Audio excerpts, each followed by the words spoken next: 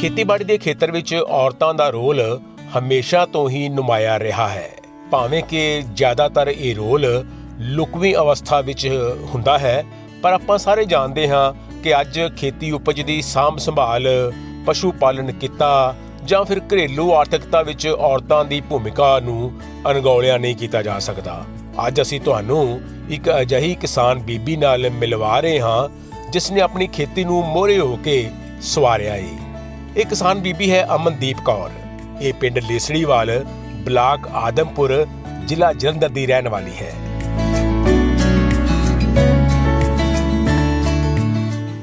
ਅਸੀਂ 2017 ਤੋਂ integrated farming ਕਰ ਰਹੇ ਹਾਂ। ਸਾਡੇ ਇੰਟੀਗ੍ਰੇਟਡ ਦੇ ਵਿੱਚ ਪਿਗ ਫਾਰਮ ਹੈ ਤੇ ਫਿਸ਼ ਫਾਰਮ ਹੈ। ਜਿਹੜਾ ਫਿਸ਼ ਫਾਰਮ ਦੇ ਪਾਉਂਡ ਦੇ ਬੰਨ ਦੇ ਉੱਤੇ ਅਸੀਂ ਪਿਗ ਫਾਰਮ ਬਣਾਇਆ ਹੋਇਆ। ਅਸੀਂ ਇਹ ਕੰਮ 2017 ਤੋਂ ਸ਼ੁਰੂ ਕੀਤਾ ਸੀ। ਪਹਿਲਾਂ ਅਸੀਂ ਉਹੀ ਰਵਾਇਤੀ ਖੇਤੀ ਕਰਦੇ ਸੀਗੇ, ਕਣਕ ਝੋਨੇ ਵਾਲੀ, ਪਰ ਫਿਰ ਮੇਰੇ ਹਸਬੈਂਡ ਨੂੰ ਲੱਗਿਆ ਕਿ ਨਹੀਂ, ਸਾਨੂੰ ਕੁਛ ਥੋੜ੍ਹੀ ਆਪਣੀ ਇਨਕਮ ਸੋਰਸ ਨੂੰ ਹੋਰ ਵਧਾਉਣਾ ਚਾਹੀਦਾ, ਤਾਂ ਇਸ ਕਰਕੇ ਅਸੀਂ ਸਹਾਇਕ ਧੰਦੇ ਵੱਲ ਆਏ। ਤਾਂ ਸਾਡਾ ਦੋਨਾਂ ਦਾ ਇੰਟਰਸਟ ਸੀਗਾ ਫਿਸ਼ ਫਾਰਮ ਦੇ ਲਈ। ਫਿਰ ਸਾਨੂੰ ਲੱਗਿਆ ਕਿ ਪਿਗ ਫਾਰਮ ਵੀ ਨਾਲ ਕਰਨਾ ਚਾਹੀਦਾ ਤਾਂ ਕਿ ਇੱਕ ਦੀ ਫੀਡ ਨਾਲ ਅਸੀਂ ਡਬਲ ਮੁਨਾਫਾ ਲੈ ਸਕਦੇ ਹਾਂ। ਜਿਹੜਾ ਪਿਗ ਫਾਰਮ ਹੈ ਸਾਡਾ, ਪਿਗ ਫਾਰਮ ਦੀ ਜਿੰਨੀ ਵੀ ਵੇਸਟ ਹੈ ਉਹ ਸਾਰੀ ਫਿਸ਼ ਪਾਊਂਡ ਦੇ ਵਿੱਚ ਜਾਂਦੀ ਹੈ। ਜਿਹੜੀ ਫਿਸ਼ ਆ ਅਸੀਂ ਉਹਨੂੰ ਫੀਡ 'ਤੇ ਨਹੀਂ ਪਾਲਦੇ ਹੈਗੇ, ਉਹ ਪਿਗ ਦੀ ਵੇਸਟ 'ਤੇ ਪਲਦੀ ਹੈ। ਅਤੇ ਜਿਹੜਾ ਪਿਗ ਆ ਉਹ ਡਰਾਈ ਫੀਡ ਦੇ ਉੱਤੇ ਆ। ਜਿਹੜੀ ਡਰਾਈ ਫੀਡ ਹੈ ਉਹ ਅਸੀਂ ਆਪ ਬਣਾਉਂਦੇ ਹਾਂ। ਸਾਡਾ ਆਪਣਾ ਫਾਰਮੂਲਾ ਜਿਹਨੂੰ ਅਸੀਂ ਯੂਜ਼ ਕਰਦੇ ਹਾਂ। ਅਤੇ ਨੀਅਰ ਅਬਾਊਟ 7 ਕੁ ਮਹੀਨਿਆਂ ਦੇ ਵਿੱਚ ਇੱਕ ਪਿਗ ਕੁਆਂਟਲ ਦਾ ਹੋ ਜਾਂਦਾ। ਅਤੇ ਜੇ ਇਹਨਾਂ ਦੀ ਸੇਲਿੰਗ ਦੀ ਗੱਲ ਕਰਦੇ ਹਾਂ, ਨਾ ਤਾਂ ਫਿਸ਼ ਦੀ ਸੇਲਿੰਗ ਦੀ ਕਦੀ ਕੋਈ ਸਮੱਸਿਆ ਆਉਂਦੀ ਹੈ ਅਤੇ ਨਾ ਹੀ ਪਿਗ ਦੀ ਸੇਲਿੰਗ ਦੀ ਕੋਈ ਸਮੱਸਿਆ ਆਉਂਦੀ ਹੈ। ਜਿਹੜੀ ਤੁਹਾਡੀ ਔਨ ਫਾਰਮ ਤੁਸੀਂ ਆਪਣੀ ਮਰਜ਼ੀ ਦੇ ਰੇਟਾਂ 'ਤੇ ਸੇਲ ਕਰ ਸਕਦੇ ਹੋ।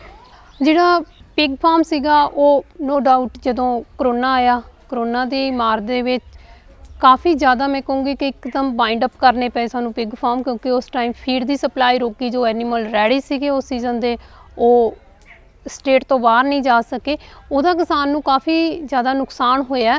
अदरवाइज़ मैं फार्मिंग इस काम की गल करा तो ये कोई भी घाटे वाला काम नहीं हैगा।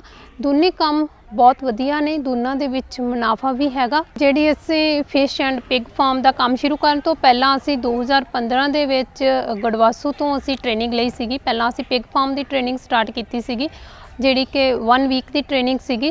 सानू उत्थों ही पता चलिया कि पिग फार्म दे नाल नाल सानू फिश फार्म भी करना चाहिदा, ताकि दोनों एक दूजे दे अनुकूल ने, क्योंकि दोनों एक जगह ते हो सकते सीगे। ते जिहड़ी पिग दी वेस्ट आ उहनूं बाहर कढ़ना बहुत मुश्किल सीगा, इस करके असीं उहनूं ही अपनी फिश दी फीड लई यूज़ करांगे।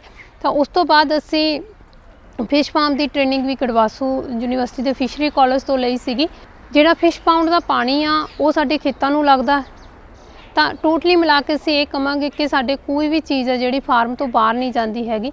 ਪਿਗ ਦੀ ਵੇਸਟ ਮੱਛੀ ਯੂਜ਼ ਕਰਦੀ ਹੈ, ਜਿਹੜਾ ਮੱਛੀਆਂ ਦਾ ਗੰਦਲਾ ਪਾਣੀ ਆ ਉਹ ਅਸੀਂ ਖੇਤਾਂ ਦੇ ਵਿੱਚ ਆਪਣੀ ਫਸਲ ਨੂੰ ਲਾਉਣੇ ਆ, ਜਿਹਦੇ ਨਾਲ ਸਾਨੂੰ ਖਾਦਾਂ ਦੀ ਵਰਤੋਂ ਬਹੁਤ ਘੱਟ ਕਰਨੀ ਪੈਂਦੀ ਆ। 2017 ਦੇ ਵਿੱਚ ਜਦੋਂ ਅਸੀਂ ਪਿਗ ਫਾਰਮ ਅਤੇ ਫਿਸ਼ ਫਾਰਮ ਸਟਾਰਟ ਕੀਤਾ, ਫਿਸ਼ ਫਾਰਮ ਦੇ ਵਿੱਚ ਤਾਂ ਕੋਈ ਜ਼ਿਆਦਾ ਮੁਸ਼ਕਿਲ ਨਹੀਂ ਆਈ ਹੈਗੀ। ਉਹ ਤਾਂ ਸਿੰਪਲੀ ਸੀਗਾ ਕਿ ਸਾਨੂੰ ਲੱਗਦਾ ਸੀਗਾ ਕਿ ਪਤਾ ਨਹੀਂ ਪਾਣੀ ਦੇ ਵਿੱਚ ਆ ਮੱਛੀ ਗਰੋਥ ਕਰ ਰਹੀ ਹੈ ਜਾਂ ਨਹੀਂ ਕਰ ਰਹੀ, ਪਰ ਯੂਨੀਵਰਸਿਟੀ ਸਾਨੂੰ ਨਾਲ ਦੀ ਨਾਲ ट्रेनिंग भी दे रही सी। जो कोई समस्या आती सी तो साडे नाल सीगे। जिहड़ा पिग फार्म सीगा ये थोड़ा जिहा डिफिकल्ट काम कह सकदी हाँ, क्योंकि पहला तो ये फीड का ही बैलेंस नहीं सी बन रहा कि एनीमल्स नूं किस तरह की फीड दी जाए, किस तरह की ना दी जाए। फिर इन्हां दी सूरियां दे सूण का टाइम सीगा जिहड़ा वो नहीं सी सानूं पता लग रहा। कदे असीं एक सूरी सवाउंदे सी, फिर दो, फिर हौली हौली सानूं ये पता चलिया कि सूरियां दे पूरे एक फ्लॉक नूं ही सानूं सवाउणा चाहीदा। घट्टो घट्ट 10 तो 12 सूरियां एक टाइम दे विच सूण। पिग फार्म नूं लैके समस्या आई जिहने बहुत जिहड़ा टाइम कंज्यूमिंग सीगा। फिश फार्म नूं लैके कोई भी समस्या नहीं आई सानूं। ते इन्हां दी सेलिंग नूं मैं पहलां ही दस्सिया कि सेल नूं लैके कोई भी समस्या नहीं हैगी, तुसीं ऑन फार्म ईजीली सेल कर सकदे हो। ਜਿਹੜੀ ਫਿਸ਼ ਫਾਰਮ ਦੀ ਸਬਸਿਡੀ ਸੀਗੀ ਸਾਨੂੰ, ਅਸੀਂ ਫਿਸ਼ ਫਾਰਮ 2.5 ਕਿੱਲਿਆਂ ਦੇ ਵਿੱਚ ਬਣਾਇਆ। 2.5 ਕਿੱਲਿਆਂ ਦੇ ਵਿੱਚ ਪਾਣੀ ਆ। ਜਿਹੜੀ ਫਿਸ਼ ਫਾਰਮ ਦੀ ਸਬਸਿਡੀ ਸੀਗੀ ਉਹ ਤਾਂ ਸਾਨੂੰ ਡਿਪਾਰਟਮੈਂਟ ਨੇ ਡਾਇਰੈਕਟ ਹੀ ਸਾਨੂੰ ਚੈੱਕ ਦੇ ਥਰੂ ਪ੍ਰੋਵਾਈਡ ਕਰ ਦਿੱਤੀ ਸੀਗੀ। ਜਦੋਂ ਅਸੀਂ ਫਿਸ਼ ਪਾਊਂਡ ਪੱਟਿਆ ਉਸ ਤੋਂ ਬਾਅਦ ਜਦੋਂ ਉਹਦੇ ਵਿੱਚ ਪਾਣੀ ਖੜਾ ਕਰ ਲਿਆ ਤੇ ਉਹਨਾਂ ਨੇ ਇੱਕ ਵਾਰ ਆ ਕੇ ਸਾਡੇ ਫਾਰਮ ਨੂੰ ਚੈੱਕ ਕੀਤਾ ਤੇ ਉਸ ਤੋਂ ਬਾਅਦ ਸਾਨੂੰ ਉਹਨਾਂ ਨੇ ਸਬਸਿਡੀ ਸੀ ਜਿਹੜੀ ਰਿਲੀਜ਼ ਕਰ ਦਿੱਤੀ ਸੀਗੀ। ਜਿਹੜੀ ਪਿਗ ਫਾਰਮ ਦੀ ਪਿਗ ਫਾਰਮ 'ਤੇ ਪਹਿਲਾਂ ਅਸੀਂ ਲੋਨ ਲਿਆ ਸੀਗਾ, ਉਸ ਲੋਨ ਤੇ ਸਾਨੂੰ ਨਵਾਰਡ ਵੱਲੋਂ ਸਬਸਿਡੀ ਮਿਲੀ ਸੀਗੀ, ਉਹ ਸਾਡੀ ਡਾਇਰੈਕਟ ਸਾਡੇ ਅਕਾਊਂਟ ਦੇ ਵਿੱਚ ਆਈ ਸੀਗੀ, ਬੈਂਕ ਅਕਾਊਂਟ ਦੇ ਵਿੱਚ, ਜਿੱਥੋਂ ਅਸੀਂ ਜਿਸ ਅਕਾਊਂਟ ਦੇ ਵਿੱਚੋਂ ਅਸੀਂ ਲੋਨ ਲਿਆ ਸੀਗਾ। ਪਿਗ ਫਾਰਮ ਹੈ ਜਿਹੜਾ ਅਸੀਂ ਉਹ 12 ਸੂਰੀਆਂ ਤੋਂ ਸ਼ੁਰੂ ਕੀਤਾ ਸੀਗਾ, ਫਿਰ ਅਸੀਂ ਉਹ ਸੂਰੀਆਂ ਤੋਂ ਹੀ ਅੱਗੇ ਬੱਚੇ ਤਿਆਰ ਕੀਤੇ। ਤਾਂ ਅਸੀਂ ਜਦੋਂ 2017 ਦੇ ਵਿੱਚ ਅਸੀਂ 12 ਸੂਰੀਆਂ ਤੋਂ ਸ਼ੁਰੂ ਕੀਤਾ ਸੀਗਾ ਤੇ 2019 ਦੇ ਵਿੱਚ ਸਾਡੇ ਕੋਲੇ 500 ਐਨੀਮਲ ਸੀਗਾ ਫਾਰਮ ਦੇ ਵਿੱਚ। ਜਦੋਂ ਲੋਕਡਾਊਨ ਹੋਇਆ ਉਦੋਂ ਅਸੀਂ ਤਕਰੀਬਨ ਸਾਡਾ ਫਾਰਮ ਹੈ ਜਿਹੜਾ ਫੁੱਲ ਫਲੈਜ ਚੱਲ ਰਿਹਾ ਸੀਗਾ। ਜੇ ਅਸੀਂ ਫਿਸ਼ ਫਾਰਮ ਦੇ ਤੇ ਪਿਗ ਫਾਰਮ ਦੇ ਸਮੇਲ ਦੀ ਗੱਲ ਕਰਦੇ ਹਾਂ ਤਾਂ ਇਹ ਹੈ ਕਿ ਜਿਹੜਾ ਸੂਰ ਹੈ ਜੇ ਉਹ 1 ਕਿਲੋ ਫੀਡ ਖਾਂਦਾ ਤਾਂ ਉਹਦੇ ਵਿੱਚੋਂ ਜਿਹੜੀ 25% ਫੀਡ ਹੈ ਸਿਰਫ ਉਹੀ ਪਚਾ ਸਕਦਾ, 75% ਬਿਨਾਂ ਪਚਿਆ ਭੋਜਨ ਕੱਢਦਾ। ਤੇ ਜਿਹੜੇ ਗੋਹੇ ਨੂੰ ਅਸੀਂ ਫਿਸ਼ ਫਾਰਮ ਦੇ ਵਿੱਚ ਉਹਦੀ ਫੀਡ ਦੇ ਤੌਰ ਤੇ ਅਸੀਂ ਯੂਜ਼ ਕਰਦੇ ਹਾਂ। ਫਿਸ਼ ਫਾਰਮ ਦੇ ਵਿੱਚ ਸਾਡੇ ਕੋਲੇ ਗ੍ਰਾਸ ਕਾਰਪ ਹੈ, ਮੀਨ ਕਿ ਕਾਮਨ ਕਾਰਪ ਦੀ ਅਸੀਂ ਕਾਮਨ ਕਾਰਪ ਦਾ ਕਲਚਰ ਕਰਦੇ ਹਾਂ। ਗ੍ਰਾਸ ਕਾਰਪ ਹੈ, ਕਤਲਾ, ਰਹੂ ਆ, ਮਰਾਗ ਹੈ ਤੇ ਗੋਲਡਨ ਹੈ। ਅਸੀਂ ਇਹੀ ਮੱਛੀਆਂ ਆਪਣੇ ਫਿਸ਼ ਪਾਊਂਡ ਦੇ ਵਿੱਚ ਪਾਲਦੇ ਹਾਂ। ਜਿਹੜੀ ਮੱਛੀ ਦੀ ਫੀਡ ਦੀ ਗੱਲ ਕਰਦੇ ਹਾਂ, ਅਸੀਂ ਸਿਰਫ ਜਿਹੜਾ ਸੂਰਾਂ ਦਾ ਗੋਹਾ ਸਿਰਫ ਉਹੀ ਵਰਤਦੇ ਹਾਂ, ਇਸ ਤੋਂ ਬਿਨਾਂ ਅਸੀਂ ਕੋਈ ਵੀ ਫੀਡ ਨਹੀਂ ਪਾਉਂਦੇ ਹੈਗੇ। ਜਿਹੜਾ ਫਿਸ਼ ਪਾਊਂਡ ਹੈ ਸਾਡਾ, ਜਿਹੜੇ ਉਹਦੇ ਬੰਨ ਆ, ਅਸੀਂ ਕਿਤੇ ਵੀ ਬੰਨ ਨੂੰ ਖਾਲੀ ਨਹੀਂ ਛੱਡਿਆ ਹੋਇਆ। ਬੰਨ ਤੇ ਨਿੰਬੂ ਦੇ ਬੂਟੇ ਲਾਏ ਪਏ ਨੇ ਅਸੀਂ, ਤੇ ਹੁਣ ਮੈਂ ਥੋੜਾ ਟਾਈਮ ਪਹਿਲਾਂ ਐਲੋਵੀਰਾ ਵੀ ਲਾਇਆ ਗਾ।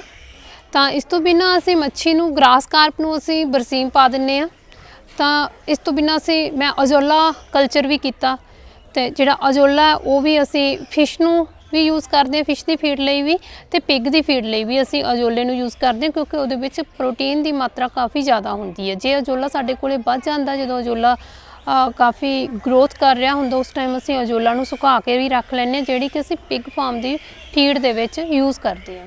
ਜਿਹੜਾ ਫਿਸ਼ ਫਾਰਮ ਬਣਾਇਆ ਇਹਦੇ ਨਾਲ ਅਸੀਂ 2 ਕਨਾਲ ਦੀ ਨਰਸਰੀ ਰੱਖੀ ਹੋਈ ਹੈ। ਨਰਸਰੀ ਦੇ ਵਿੱਚ ਅਸੀਂ ਸਰਕਾਰੀ ਫਾਰਮਾਂ ਤੋਂ ਲਿਆ ਕੇ ਜਦੋਂ ਸੀਜ਼ਨ ਹੁੰਦਾ ਮਈ ਜੂਨ ਦੇ ਵਿੱਚ ਅਸੀਂ 0 ਸਾਈਜ਼ ਦੀ ਜਿਹੜੀ ਫਿਸ਼ ਆ ਉਹ ਨਰਸਰੀ ਦੇ ਵਿੱਚ ਅਸੀਂ ਸਟਾਕ ਕਰ ਲੈਂਦੇ ਹਾਂ। ਉਹੀ ਸਟਾਕਿੰਗ ਹੈ ਜਿਹੜੀ ਅਸੀਂ ਫਿਰ ਬਾਅਦ ਦੇ ਵਿੱਚ ਜਿਵੇਂ ਅਸੀਂ ਆਪਣੀ ਮੱਛੀ ਕੱਢਦੇ ਜਾਂਦੇ ਹਾਂ, ਉਹ ਅਸੀਂ ਆਪਣੇ ਪ੍ਰੋਡਕਸ਼ਨ ਪਾਊਂਡ ਦੇ ਵਿੱਚ ਨਰਸਰੀ ਪਾਊਂਡ ਤੋਂ ਅਸੀਂ ਸ਼ਿਫਟ ਕਰਦੇ ਰਹਿੰਦੇ ਹਾਂ। ਤੇ ਇਸ ਕਰਕੇ ਅਸੀਂ ਸਾਰਾ ਸਾਲ ਜਿਹੜੀ ਹੈ ਫਿਸ਼ ਦੀ ਪ੍ਰੋਡਕਸ਼ਨ ਹੈ ਉਹ ਲੈਂਦੇ ਹਾਂ। ਸਾਨੂੰ ਇਹ ਹੁੰਦਾ ਕਿ ਅਸੀਂ ਹਫਤੇ ਦੇ ਵਿੱਚ ਸਾਰਾ ਸਾਲ ਹਫਤੇ ਦੇ ਵਿੱਚ ਇੱਕ ਵਾਰ ਮੱਛੀ ਜ਼ਰੂਰ ਕਢਾਉਣੀ ਹੈ।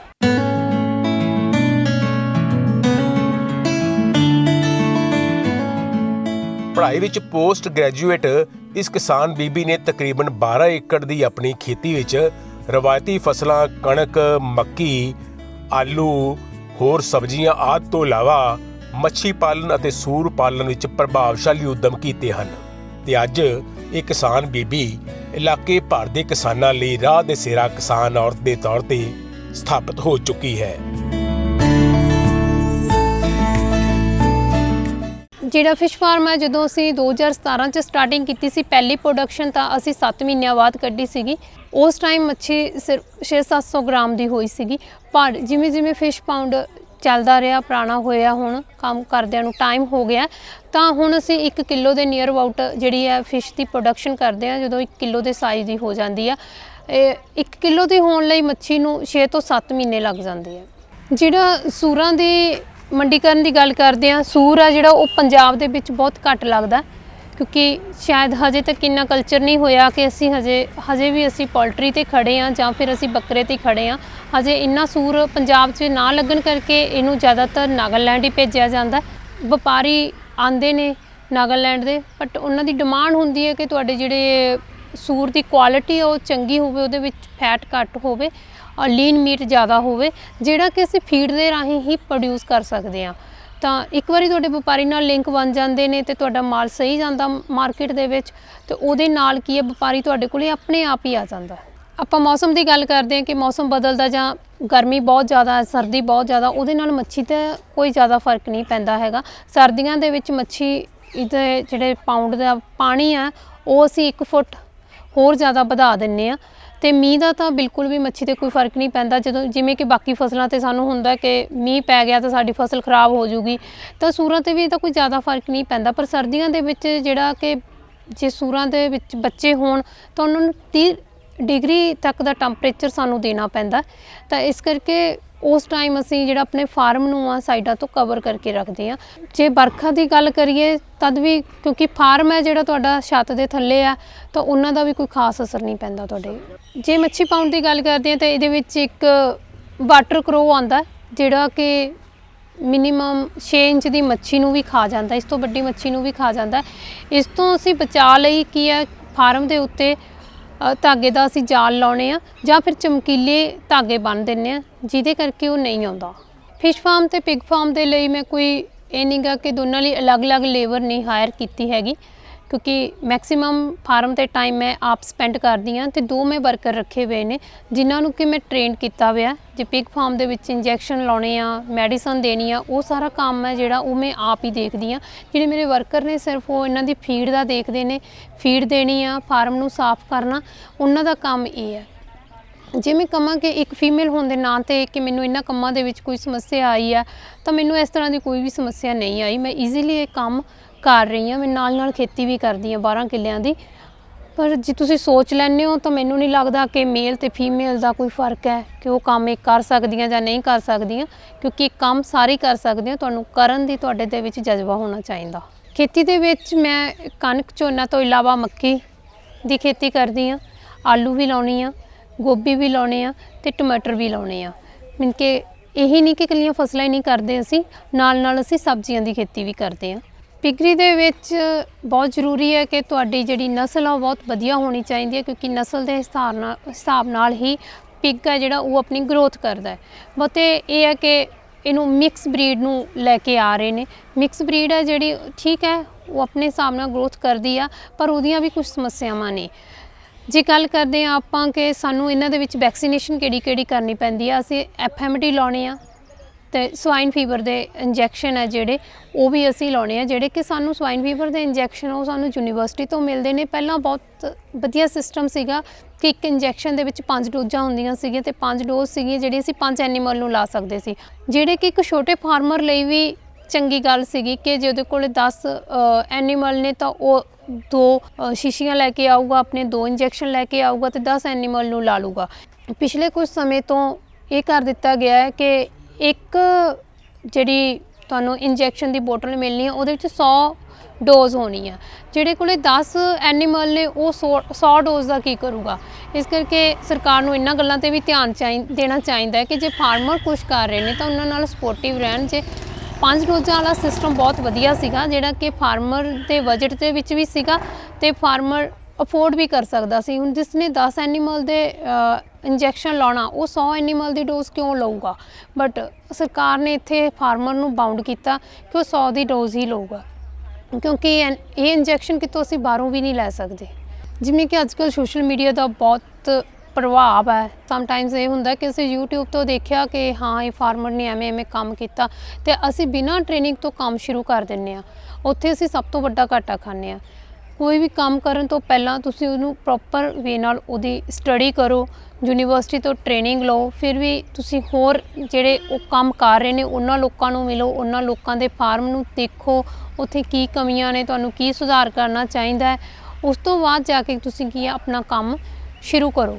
ਕੰਮ ਕਰਨ ਤੋਂ ਪਹਿਲਾਂ ਤੁਹਾਡੇ ਕੋਲ ਪ੍ਰੋਪਰ ਵੇ ਨਾਲ ਟ੍ਰੇਨਿੰਗ ਹੋਣੀ ਚਾਹੀਦੀ ਹੈ, ਤੁਹਾਨੂੰ ਨੌਲੇਜ ਹੋਣੀ ਚਾਹੀਦੀ ਹੈ। ਬਾਕੀ ਠੀਕ ਹੈ, ਜਿਵੇਂ ਕੰਮ ਕਰਦੇ ਹਾਂ ਸਿੱਖ ਤਾਂ ਉਵੇਂ ਜਾਂਦੇ ਹਾਂ, ਪਰ ਕੋਈ ਵੀ ਕੰਮ ਹੈ ਵੱਡੇ ਸਕੇਲ ਤੋਂ ਨਹੀਂ ਸ਼ੁਰੂ ਕਰਨਾ ਚਾਹੀਦਾ। ਕੰਮ ਹੈ ਜਿਹੜਾ ਛੋਟੇ ਸਕੇਲ ਤੋਂ ਸ਼ੁਰੂ ਕਰੋ ਤੇ ਹੌਲੀ ਜਿਹੜੀਆਂ ਤੁਸੀਂ ਸਮੱਸਿਆਵਾਂ ਨੇ ਉਹਨਾਂ ਨੂੰ ਕਵਰ ਅਪ ਕਰਦੇ ਜਾਂਦੇ ਹੋ ਤਾਂ ਫਿਰ ਤੁਸੀਂ ਉਹਨੂੰ ਵੱਡੇ ਸਕੇਲ 'ਤੇ ਲੈ ਕੇ ਜਾ ਸਕਦੇ ਹੋ। ਫਿਊਚਰ ਦੇ ਵਿੱਚ ਅਸੀਂ ਇੱਕ ਮੀਟ ਸ਼ਾਪ ਖੋਲ੍ਹਣਾ ਚਾਹੁੰਦੇ ਹਾਂ ਤੇ ਮੀਟ ਰਿਲੇਟਡ ਪਿਕਲ ਲੈ ਕੇ ਆਵਾਂਗੇ ਮਾਰਕੀਟ ਦੇ ਵਿੱਚ। ਤਾਂ ਇੱਕ ਅਸੀਂ ਡੈਰੀ ਫਾਰਮ ਜਿਹੜਾ ਕਿ ਸਾਡਾ ਪਹਿਲਾਂ ਜੱਦੀ ਪੁਸ਼ਤੀ ਕੰਮ ਸੀਗਾ, ਮੇਰੇ ਇਨਲੌਜ਼ ਕਰਦੇ ਸੀਗੇ, ਅਸੀਂ ਉਹ ਦੁਬਾਰਾ ਸਟਾਰਟ ਕਰਨ ਲੱਗੇ ਹਾਂ। ਡੈਰੀ ਦੇ ਪ੍ਰੋਡਕਟ ਹੋਣਗੇ ਜਿਹਦੇ ਵਿੱਚ ਤੇ ਜਿਹੜਾ ਦੁੱਧ ਹੈ ਉਹ ਵੀ ਅਸੀਂ ਪ੍ਰੋਡਿਊਸ ਕਰਾਂਗੇ ਤੇ ਉਹਦੇ ਨਾਲ ਰਿਲੇਟਡ ਹੈ ਜਿਹੜੇ ਪ੍ਰੋਡਕਟ ਉਹ ਵੀ ਅਸੀਂ ਮਾਰਕੀਟ ਦੇ ਵਿੱਚ ਲੈ ਕੇ ਆਵਾਂਗੇ।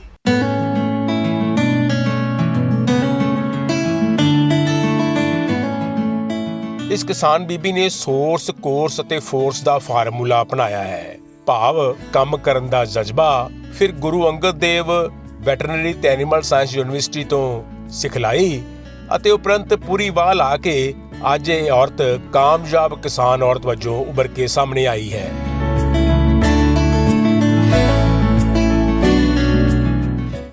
ਸਭ ਤੋਂ ਵੱਡਾ ਮੈਸੇਜ ਮੈਂ ਬੀਬੀਆਂ ਨੂੰ ਦੇਣਾ ਚਾਹੁੰਦੀ ਹਾਂ, ਔਰਤਾਂ ਨੂੰ ਕਹਿਣਾ ਚਾਹੁੰਦੀ ਹਾਂ ਕਿ ਜੇ ਤੁਸੀਂ ਘਰ ਦੇ ਵਿੱਚ ਵਿਹਲੀਆਂ ਬੈਠ ਕੇ ਟਾਈਮ ਨੂੰ ਬਰਬਾਦ ਕਰ ਰਹੇ ਹੋ ਤਾਂ ਉਹਦੇ ਨਾਲੋਂ ਚੰਗਾ ਹੈ ਕਿ ਤੁਸੀਂ ਆਪਣੇ ਹਸਬੈਂਡ ਦੇ ਨਾਲ ਉਹੀ ਕੰਮ ਕਰੋ ਜੋ ਤੁਹਾਡਾ ਹਸਬੈਂਡ ਕਰ ਰਿਹਾ। ਜੇ ਤੁਹਾਡਾ ਜੱਦੀ ਪੁਸ਼ਤੀ ਕੋਈ ਕੰਮ ਆ ਉਹਨੂੰ ਤੁਸੀਂ ਕੰਟੀਨਿਊ ਕਰੋ, ਨਹੀਂ ਤਾਂ ਤੁਸੀਂ ਆਪਣਾ ਜੋ ਵੀ ਤੁਹਾਡਾ ਇੰਟਰਸਟ ਆ ਉਹਦੇ ਨਾਲ ਰਿਲੇਟਡ ਤੁਸੀਂ ਆਪਣੇ ਇੰਟਰਸਟ ਨੂੰ ਅੱਗੇ ਵਧਾਓ। ਨਾਲ ਤਾਂ ਤੁਸੀਂ ਆਪਣਾ ਸ਼ੌਂਕ ਪੂਰਾ ਕਰੋ, ਨਾਲੇ ਤੁਸੀਂ ਆਪਣੀ ਆਮਦਨ ਜਨਰੇਟ ਕਰੋ, ਜਿਹਦੇ ਨਾਲ ਕਿ ਤੁਹਾਡੇ ਘਰ ਦੇ ਹਾਲਾਤ ਵੀ ਸੁਧਰਨਗੇ, ਤੁਸੀਂ ਫਾਈਨੈਂਸ਼ੀਅਲੀ ਵੀ ਸਟਰੋਂਗ ਹੋਵੋਗੇ, ਤੁਸੀਂ ਮੈਂਟਲੀ ਵੀ ਸਟਰੋਂਗ ਹੋਵੋਗੇ ਅਤੇ ਤੁਹਾਡਾ ਜਿਹੜਾ ਸੋਸ਼ਲ ਸਰਕਲ ਆ ਉਹ ਵੀ ਬਹੁਤ ਵਧੀਆ ਬਣੂਗਾ। ਜਿਵੇਂ ਗੱਲ ਕਰਦੀ ਹਾਂ ਕਿ ਮੇਰੇ 2-3 ਕਿੱਤੇ ਆ, ਮੈਂ 2-3 ਤਰ੍ਹਾਂ ਦੇ ਕੰਮ ਕਰਦੀ ਹਾਂ। ਮੈਂ ਫਿਸ਼ ਫਾਰਮ ਵੀ ਕਰਦੀ ਹਾਂ, ਪਿਗ ਫਾਰਮ ਵੀ ਸੰਭਾਲਦੀ ਹਾਂ, ਮੈਂ ਖੇਤੀ ਵੀ ਕਰਦੀ ਹਾਂ, ਮੈਂ ਘਰ ਵੀ ਸੰਭਾਲਦੀ ਹਾਂ। ਜੇ ਮੈਂ ਗੱਲ ਕਰਾਂ ਕਿ ਮੈਂ ਕਿਤੇ ਤੋਂ ਬਹੁਤ ਜ਼ਿਆਦਾ ਸੈਟਿਸਫਾਈ ਹਾਂ, ਤਿੰਨੋਂ ਕੰਮ ਇੱਕ ਦੂਜੇ ਨਾਲ ਰਿਲੇਟਡ ਨੇ ਅਤੇ ਇਸੇ ਕਰਕੇ ਤਿੰਨਾਂ ਤੋਂ ਹੀ ਮੈਂ ਬਹੁਤ ਸੈਟਿਸਫਾਈ ਹਾਂ। ਕਿਉਂਕਿ ਇਹ ਨਹੀਂ ਹੈਗਾ ਕਿ ਜੇ ਮੇਰਾ ਫਿਸ਼ ਫਾਰਮ ਹੈ ਤਾਂ ਮੈਨੂੰ ਪਿਗ ਫਾਰਮ ਤੋਂ ਕੋਈ ਪ੍ਰੋਬਲਮ ਆ ਜਾਂ ਉਹ ਤੋਂ ਆਮਦਨ ਘੱਟ ਹੈ, ਕਿਉਂਕਿ ਤਿੰਨੇ ਚੀਜ਼ਾਂ ਇੱਕ ਦੂਜੇ ਦੇ ਰਿਲੇਟਡ ਨੇ ਅਤੇ ਮੈਨੂੰ ਤਿੰਨਾਂ ਦੇ ਵਿੱਚੋਂ ਇਕੁਅਲ ਹੀ ਆਮਦਨ ਹੁੰਦੀ ਹੈ। ਜਿਵੇਂ ਗੱਲ ਕਰਦੀ ਹਾਂ ਕਿ ਸਾਡੇ ਲਈ ਇੱਥੇ ਕਿੰਨੇ ਕੁ ਡਾਕਟਰ ਵਿਜ਼ਿਟ ਕਰਦੇ ਨੇ, ਕੀ ਸਾਨੂੰ ਉਹਨਾਂ ਦੀ ਹੈਲਪ ਮਿਲਦੀ ਹੈ ਜਾਂ ਉਹਨਾਂ ਨੇ ਸਾਡੀ ਹੁਣ ਤੱਕ ਕੀ ਮਦਦ ਕੀਤੀ ਆ, ਤਾਂ ਯੂਨੀਵਰਸਿਟੀ ਤਾਂ ਸਾਡੇ ਨਾਲ ਹਮੇਸ਼ਾ ਹੀ ਗੜਵਾਸੂ ਤੱਕ ਖੜੀ ਆ। ਉਸ ਤੋਂ ਬਿਨਾਂ ਸਾਡੇ ਜਿਹੜੇ ਲੋਕਲ ਵੈਟਨਰੀ ਡਾਕਟਰ ਨੇ ਵੀਕ ਦੇ ਵਿੱਚ ਇੱਕ ਵਾਰੀ ਫਾਰਮ 'ਤੇ ਵਿਜ਼ਿਟ ਕਰਦੇ ਨੇ। FMD ਦੇ ਇੰਜੈਕਸ਼ਨ ਹੈ ਜਿਹੜੇ ਉਹ ਹਮੇਸ਼ਾ ਹੀ ਸੀਜ਼ਨ ਦੇ ਵਿੱਚ ਉਹੀ ਪ੍ਰੋਵਾਈਡ ਕਰਦੇ ਨੇ, ਈਵਨ ਲਗਾ ਕੇ ਵੀ ਜਾਂਦੇ ਨੇ। ਕਾਸਟੇਸ਼ਨ ਬੋਰ ਨੂੰ ਕਾਸਟ ਕਰਨਾ, ਬੱਚਿਆਂ ਦੀ ਸਰਜਰੀਆਂ ਕਰਨੀਆਂ। ਇਸ ਤੋਂ ਬਿਨਾਂ ਵੀ ਜਦੋਂ ਵੀ ਕਿਤੇ ਕੋਈ ਪ੍ਰੋਬਲਮ ਪੈਂਦੀ ਹੈ ਤਾਂ ਡਾਕਟਰ ਸਾਹਿਬ ਉਦੋਂ ਵੀ ਸਪੈਸ਼ਲ ਵਿਜ਼ਿਟ ਕਰਦੇ ਨੇ, ਤਾਂ ਨਹੀਂ ਤਾਂ ਵੀਕਲੀ ਤਾਂ ਵਿਜ਼ਿਟ ਉਹਨਾਂ ਨੇ ਕਰਨਾ ਹੀ ਕਰਨਾ ਹੁੰਦਾ। ਅਤੇ ਜੇ ਮੈਂ ਫਿਸ਼ ਫਾਰਮ ਦੀ ਗੱਲ ਕਰਾਂ ਤਾਂ ਮੈਮ ਨੇ ਜਿਹੜੇ ਉਹ ਕੰਟੀਨਿਊ ਵਿਜ਼ਿਟ ਕਰਦੇ ਰਹਿੰਦੇ ਨੇ। ਜੇ ਸਾਨੂੰ ਕੋਈ ਸਮੱਸਿਆ ਆਉਂਦੀ ਹੈ ਤਾਂ ਉਹਦਾ ਵੀ ਹੱਲ ਦੱਸਦੇ ਨੇ, ਆ ਕੇ ਦੇਖ ਕੇ ਵੀ ਜਾਂਦੇ ਨੇ। ਇਹ ਡਿਪਾਰਟਮੈਂਟ ਕਾਫੀ ਹੈਲਪਫੁਲ ਨੇ ਇਹਨਾਂ ਚੀਜ਼ਾਂ ਦੇ ਲਈ। ਇਹ ਨਹੀਂ ਹੈਗਾ ਕਿ ਸਾਨੂੰ ਕਦੀ FMD ਨਹੀਂ ਮਿਲੀ ਹੈਗੀ ਜਾਂ ਸਾਨੂੰ ਕਦੀ ਪ੍ਰੋਬਲਮ ਆਈ ਹੈ। ਸਿਰਫ ਇੱਕ ਸਵਾਈਨ ਫੀਵਰ ਦੇ ਇੰਜੈਕਸ਼ਨਾਂ ਦੀ ਜਿਹੜੀ ਸਮੱਸਿਆ ਜਿਹੜੀ ਕਦੀ ਪਹਿਲਾਂ ਨਹੀਂ ਸੀ ਆਈ, ਪਰ ਉਹ ਸਾਨੂੰ ਸਮੱਸਿਆ ਹੁਣ ਆ ਰਹੀ ਹੈ ਕਿਉਂਕਿ ਉਹਨਾਂ ਨੇ ਕੀ ਆ ਕਿ ਉਹਦੇ ਬੋਟਲ ਦਾ ਸਾਈਜ਼ ਵੱਡਾ ਕਰ ਦਿੱਤਾ। ਸਿਰਫ ਇੱਕ ਇਹੀ ਸਮੱਸਿਆ, ਹੋਰ ਕੋਈ ਸਮੱਸਿਆ ਨਹੀਂ ਆਉਂਦੀ ਹੈਗੀ। ਡਾਕਟਰ ਵੀ ਤੁਹਾਡੇ ਕੋਲ ਈਜ਼ੀਲੀ ਅਵੇਲੇਬਲ ਹੁੰਦੇ ਆ, ਜਿਹੜੇ ਕਿ ਸਾਡੇ ਫਾਰਮ 'ਤੇ ਤਾਂ ਆਉਂਦੇ ਆ। ਮੈਂ ਬਾਕੀ ਫਾਰਮਰਸ ਦੀ ਗੱਲ ਨਹੀਂ ਕਰ ਸਕਦੀ। ਸੂਰ ਫਾਰਮ ਦੇ ਵਿੱਚ ਜ਼ਿਆਦਾ ਬਿਮਾਰੀਆਂ ਕਿਉਂ ਆਉਂਦੀਆਂ ਜਾਂ ਮੱਛੀ ਦੇ ਵਿੱਚ ਕਿਹੜੀ ਬਿਮਾਰੀ ਆਉਂਦੀ ਹੈ? ਮੱਛੀ ਨੂੰ ਤਾਂ ਕੋਈ ਖਾਸ ਤਰ੍ਹਾਂ ਦੀ ਬਿਮਾਰੀ ਲੱਗਦੀ ਨਹੀਂ ਹੈਗੀ। ਸੂਰ ਫਾਰਮ ਦੇ ਵਿੱਚ ਹਾਂ ਸਮਟਾਈਮਸ ਕੁਛ ਪ੍ਰੋਬਲਮਸ ਆ ਜਾਂਦੀਆਂ ਨੇ, ਕਦੀ ਸਵਾਈਨ ਪੌਕਸ ਦੀ ਆ ਜਾਂਦੀ ਆ, ਜਾਂ ਇਹਨਾਂ ਨੂੰ ਜਦੋਂ ਪਿਗਲਟ ਹੁੰਦੇ ਨੇ ਉਹਨਾਂ ਨੂੰ ਲੂਜ਼ ਮੋਸ਼ਨ ਦੀ ਆ ਜਾਂਦੀ ਹੈ, ਜਾਂ ਕਿਤੇ ਕੋਈ ਫੀਡ ਦੇ ਵਿੱਚ ਕੋਈ ਪ੍ਰੋਬਲਮ ਆ ਗਈ ਤਾਂ ਸੂਰਾਂ ਨੂੰ ਵੋਮਟਿੰਗ ਲੱਗ ਜਾਂਦੀਆਂ ਨੇ। ਇਹ ਤਦ ਹੀ ਹੁੰਦੀਆਂ ਨੇ ਜਦੋਂ ਸਾਡੀ ਫੀਡ ਦੇ ਵਿੱਚ ਕੁਛ ਕਮੀਆਂ ਹੁੰਦੀਆਂ ਨੇ। ਮੈਂ ਉਹਨਾਂ ਨੂੰ ਕਿਸਾਨ ਭਰਾਵਾਂ ਨੂੰ ਵੀ ਕਹਿਣਾ ਚਾਹੂੰਗੀ ਕਿ ਜਿਹੜੇ ਹੋਟਲ ਦੇ ਬੇਸ 'ਤੇ ਜਾਂ ਕਿਚਨ ਬੇਸਡ ਦੇ ਉੱਤੇ ਸੂਰ ਪਾਲਦੇ ਨੇ, ਉਹਨਾਂ ਨੂੰ ਕਹੂੰਗੀ ਕਿ ਇੱਕ ਵਾਰੀ ਤੁਸੀਂ ਫੀਡ 'ਤੇ ਪਾਲ ਕੇ ਦੇਖੋ ਤਾਂ ਤੁਹਾਡੀਆਂ ਜਿਹੜੀਆਂ ਇਹ ਮਾਈਨਰ ਸਮੱਸਿਆਵਾਂ ਨੇ ਇਹ ਵੀ ਨਹੀਂ ਆਉਣਗੀਆਂ ਅਤੇ ਸੂਰਾਂ ਦੀ ਜਿਹੜੀ ਗਰੋਥ ਹੈ ਉਹ ਵੀ ਤੇਜ਼ੀ ਨਾਲ ਹੁੰਦੀ ਹੈ। ਜਿਹੜੀ ਪਿਗ ਫਾਰਮ ਦੀ ਫੀਡ ਹੈ, ਜਿੰਨੀ ਵੀ ਫੀਡ ਬਣਦੀ ਆ ਉਹ ਅਸੀਂ ਆਪ ਬਣਾਉਂਦੇ ਹਾਂ ਅਤੇ ਉਹਨਾਂ ਨੂੰ ਜਿਹੜੇ ਉਹਦੇ ਇਨਗਰੀਡੀਅੰਟ ਆ ਉਹ ਵੀ ਸਾਡੇ ਕੋਲ ਆਪਣੇ ਹੁੰਦੇ ਆ। ਮੱਕੀ ਸਾਡੇ ਆਪਣੇ ਖੇਤਾਂ ਦੇ ਵਿੱਚੋਂ ਆ ਜਾਂਦੀ ਆ, ਰਾਈਸ ਹੈ ਉਹ ਵੀ ਸਾਡੇ ਖੇਤਾਂ ਦੇ ਵਿੱਚੋਂ ਆ ਜਾਂਦੇ ਨੇ, ਬਰਸੀਮ ਵੀ ਅਸੀਂ ਸੂਰਾਂ ਨੂੰ ਪਾਉਂਦੇ ਆ ਜਿਹੜੀ ਕਿ ਉਹ ਵੀ ਸਾਡੇ ਖੇਤਾਂ ਦੇ ਵਿੱਚੋਂ ਆ ਜਾਂਦੀ ਹੈ। ਜਿਹੜੀਆਂ ਇਹ ਚੀਜ਼ਾਂ ਨੇ ਜਿਹੜੀਆਂ ਅਸੀਂ ਆਪਣੇ ਖੇਤ 'ਚੋਂ ਪ੍ਰੋਡਿਊਸ ਕਰਕੇ ਆਪਣੇ ਫਾਰਮ 'ਤੇ ਯੂਜ਼ ਕਰਕੇ ਅਸੀਂ ਜਿਹਦਾ ਕਿ ਮੁਨਾਫਾ ਅਸੀਂ ਦੁੱਗਣਾ ਲੈ ਸਕਦੇ ਹਾਂ। ਜਦੋਂ ਕਿ ਮੱਕੀ ਦਾ ਰੇਟ ਜਦੋਂ ਅਸੀਂ ਬੀਜਦੇ ਹਾਂ ਮੰਡੀ 'ਚ ਲੈ ਕੇ ਜਾਂਦੇ ਹਾਂ 900 ਰੁਪਏ ਕਿਲੋ ਹੁੰਦਾ, ਪਰ ਜੇ ਅਸੀਂ ਉਹੀ ਮੱਕੀ ਸੂਰਾਂ ਨੂੰ ਖਵਾਉਂਦੇ ਹਾਂ ਤਾਂ ਅਸੀਂ 120-130 ਰੁਪਏ ਕੁਆਂਟਲ ਹੁੰਦਾ। ਜਿਵੇਂ ਗੱਲ ਕਰਾਂ ਪਿਗ ਫਾਰਮ ਦੀ, ਫਿਸ਼ ਫਾਰਮ ਦੀ ਤਾਂ ਜਾਂ ਫਿਰ ਖੇਤੀ ਦੀ, ਤਾਂ ਪਹਿਲਾਂ ਤਾਂ ਔਰਤਾਂ ਨੂੰ ਇਹ ਨਹੀਂ ਸੋਚਣਾ ਚਾਹੀਦਾ ਕਿ ਇਹ ਕੋਈ ਮਰਦਾਂ ਦਾ ਕੰਮ ਹੈ ਅਤੇ ਸਾਨੂੰ ਨਹੀਂ ਕਰਨਾ ਚਾਹੀਦਾ। ਦੂਜੀ ਗੱਲ ਇਹ ਹੈ ਕਿ ਕਿਸੇ ਨੂੰ ਵੀ ਇਹ ਨਹੀਂ ਸੋਚਣਾ ਚਾਹੀਦਾ ਕਿ ਇਹ ਤਾਂ ਛੋਟੇ ਲੋਕਾਂ ਦਾ ਕੰਮ ਹੈ। ਕੋਈ ਵੀ ਛੋਟਾ ਨਹੀਂ ਹੁੰਦਾ, ਕੋਈ ਵੀ ਵੱਡਾ ਨਹੀਂ ਹੁੰਦਾ, ਨਾ ਹੀ ਕਦੀ ਕੰਮ ਕੋਈ ਛੋਟਾ ਹੋਇਆ ਵੱਡਾ ਹੋਇਆ। ਤੁਹਾਨੂੰ ਕੰਮ ਕਰਨ ਦਾ ਤਰੀਕਾ ਆਉਣਾ ਚਾਹੀਦਾ। ਜੇ ਮੈਂ ਇਹਨਾਂ ਕੰਮਾਂ ਦੀ ਗੱਲ ਕਰਾਂ ਤਾਂ ਇਹ ਕੰਮ ਦੋਨੋਂ ਹੀ ਬਹੁਤ ਵਧੀਆ ਨੇ, ਬਹੁਤ ਚੰਗੀ ਆਮਦਨ ਦਾ ਸਰੋਤ ਨੇ ਜਿੱਥੋਂ ਤੁਸੀਂ ਚੰਗੀ ਆਮਦਨ ਲੈ ਸਕਦੇ ਹੋ। ਇਹ ਜੀ ਕੋਈ ਗੱਲ ਨਹੀਂ ਹੈਗੀ। ਸੂਰ ਨੂੰ ਇੱਕ ਜਾਨਵਰ ਸਮਝ ਕੇ ਨਾ ਪਾਲੋ, ਤੁਸੀਂ ਇੱਕ ਤਰ੍ਹਾਂ ਦੀ ਫੈਕਟਰੀ ਦੇ ਵਿੱਚ ਪ੍ਰੋਡਕਟ ਤਿਆਰ ਕਰ ਰਹੇ ਹੋ। ਜੇ ਉਸ ਦੇ ਹਿਸਾਬ ਨਾਲ ਤੁਸੀਂ ਐਨੀਮਲ ਨੂੰ ਤਿਆਰ ਕਰਦੇ ਹੋ ਤਾਂ ਤੁਹਾਨੂੰ ਜ਼ਰੂਰ ਕੋਈ ਫਾਇਦਾ ਹੁੰਦਾ।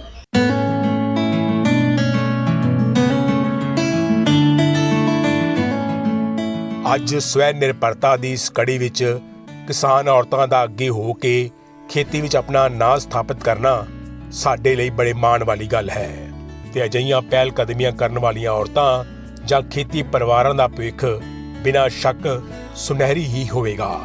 ਆਜ਼ਾਦੀ ਦੇ ਇਸ ਅੰਮ੍ਰਿਤ ਮਹਾਂ ਉਤਸਵ ਦੇ ਇਸ ਦੌਰ ਵਿੱਚ ਅਜਿਹੀਆਂ ਕਿਸਾਨ ਬੀਬੀਆਂ ਨੂੰ ਅਸੀਂ ਸਲਾਮ ਕਰਦੇ ਹਾਂ।